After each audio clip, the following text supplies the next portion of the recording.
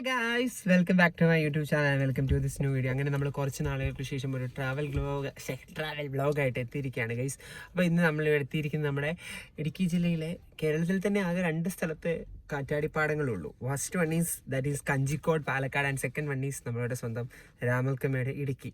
അപ്പോൾ ഇവിടെ ഞാൻ കുറേ തവണ വന്നിട്ടുണ്ട്, ഇതിന് മുമ്പ് വ്ളോഗൊക്കെ ചെയ്തിട്ടുണ്ട്. അപ്പോൾ നമ്മളും കസിൻസ് എല്ലാവരും കൂടെ ഇന്ന് വന്നിരിക്കുകയാണ്. നിങ്ങൾക്ക് പുറകെ കാണാം.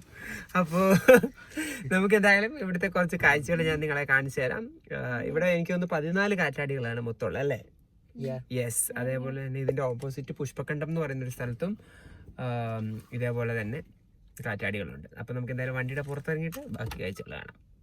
ഗൈസ്, അങ്ങനെ നമ്മൾ കാറ്റാടിയുടെ താഴെ നമ്മുടെ വണ്ടി ഇവിടെ പാർക്ക് ചെയ്തു. ഇവിടെ നല്ല കാറ്റുണ്ട് ആൻഡ് നല്ല തണുപ്പുണ്ട്. നമ്മളിവിടെ തൊട്ടടുത്താണ് ആൻറ്റിയുടെ വീട്, അതിൻ്റെ അപ്പുറയാണ്. അപ്പം നമുക്ക് വരാൻ അധികം സമയമൊന്നും എടുക്കില്ല. ബാക്കി ആൾക്കാർക്കൊക്കെ കുറച്ച് സമയം എടുക്കും.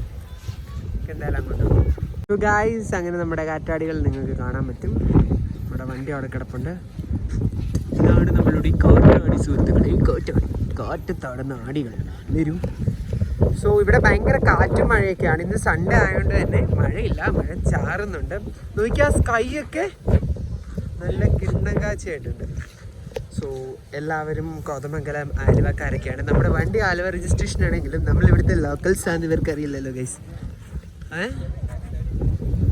നോക്കൂ, സെറ്റപ്പാണ്. നമുക്കിവിടെ എന്നാൽ കുറേ കാഴ്ചകൾ കാണാം. And show you something. ഭയങ്കര കാറ്റാട്ടോ.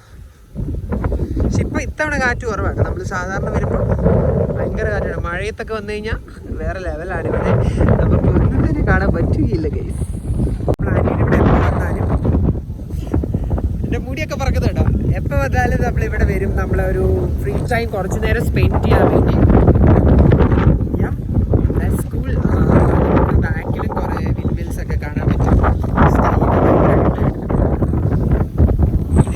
വന്നിട്ട് തന്നെ എത്രാമത്തെ വ്ളോഗാണ് ചെയ്യുന്നത് എനിക്കറിയില്ല. ബട്ട് സ്റ്റിൽ നിങ്ങളോടൊക്കെ വർത്താനം പറയാമല്ലോ. ആൻഡ് നിങ്ങൾ ഇടുക്കി വരികയാണെങ്കിൽ തീർച്ചയായും ഇവിടെ മിസ് ചെയ്യാൻ പാടില്ല. അതുപോലെ തന്നെ നമ്മൾ എക്കോ മൗണ്ട് എന്ന് പറയുന്നൊരു റിസോർട്ടിലൊക്കെ പോയായിരുന്നു. അതിൻ്റെ നടന്ന് പോയി കഴിഞ്ഞാൽ അവിടെ എത്തും. ഞാൻ ആ വഴി ഈ വഴി ഇങ്ങനെ നടന്ന് ഇങ്ങനെ പോയി ആ ഒരു ഭാഗത്തൊക്കെയാണ് റിസോർട്ടാണ് കാണുന്നത്. സോ